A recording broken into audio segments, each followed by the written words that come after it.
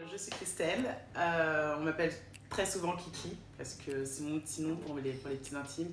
J'ai 37 ans et j'ai 2 enfants, une grande fille de 9 ans qui s'appelle Kira et un petit garçon de 3 ans qui s'appelle Hiroki.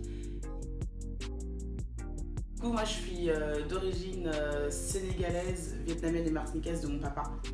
Et de ma maman, je suis ivoirienne et sénégalaise. Donc je suis la première génération de parents immigrés parce que ma mère est née en Côte d'Ivoire. Par contre, mon père est né en France mais a vécu aussi beaucoup au Sénégal. Alors, j'ai eu 2 grossesses totalement différentes. La première grossesse, en fait, c'était suite à un échec d'un premier essai. Donc du coup, j'ai eu beaucoup d'appréhension tout au long de la grossesse. Mais par contre, arrivée à l'accouchement, au moment fatidique, je me suis découverte. Je pensais pas que j'allais être courageuse et réussir à tout faire d'une manière très naturelle, sans trop paniquer. 5 ans plus tard, je réitère. Et là, du coup, c'est parce que j'avais une forte envie d'avoir un deuxième, quoi. Et j'ai eu un garçon. Et là, l'accouchement, c'était, on va dire, entre guillemets, un peu plus violent parce que je n'ai pas eu la péridurale. Du coup, là, j'ai vu ce que ça voulait dire accoucher. Hein, sortir de nos entrailles, tout ça. J'ai bien compris ce que ça voulait dire. Mais en même temps, ça te fait prendre conscience de ton corps. Ça te fait prendre conscience de quoi tu es capable. Et tu sais pourquoi la nature t'a fait comme ça.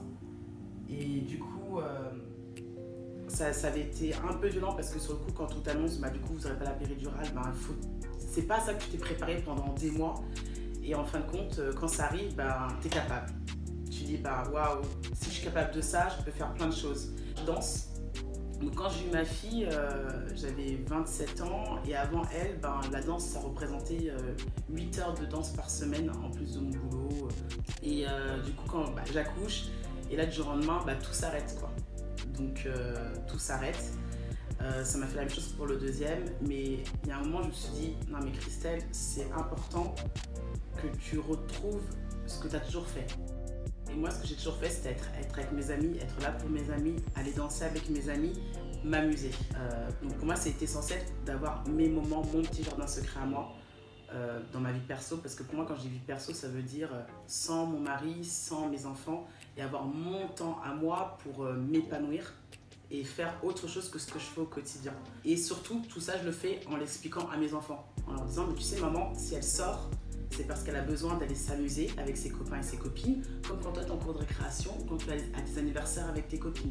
Parce que plus maman elle fait ça, plus elle est contente et mieux elle s'occupe de vous. Et du coup, ils le comprennent. Et pour eux, c'est devenu comme une routine de voir maman sortir, de voir maman s'habiller, de voir maman être contente en faisant autre chose que d'être avec eux. Et pareil pour mon mari, du coup, je trouve que c'est bien d'avoir son jardin perso parce que quand on est trop collé, mais il y a un moment où ça peut aussi exploser et on a eu tous ces moments-là où ça explose avec son mari parce qu'on est trop collé et c'est comme ça que moi je retrouve mon équilibre. Alors au début je me sentais coupable, surtout quand ils sont tout petits, mais après j'ai compris que ça servait à rien parce que plus t'es coupable, plus quand tu sors en fait tu profites pas. J'ai vraiment besoin de faire un break de tout et je suis partie 15 jours et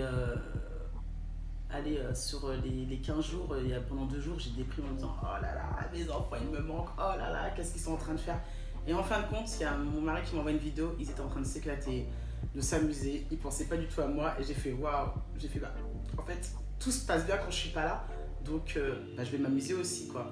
Et du coup, je culpabilise plus. Mais n'empêche, comme autre rituel que j'ai, c'est de passer du temps avec mes enfants en leur transmettant des choses. Et ça, c'est un rituel. Par exemple, et qu'on fait avec mon compagnon, on appelle ça la pop culture day, quoi.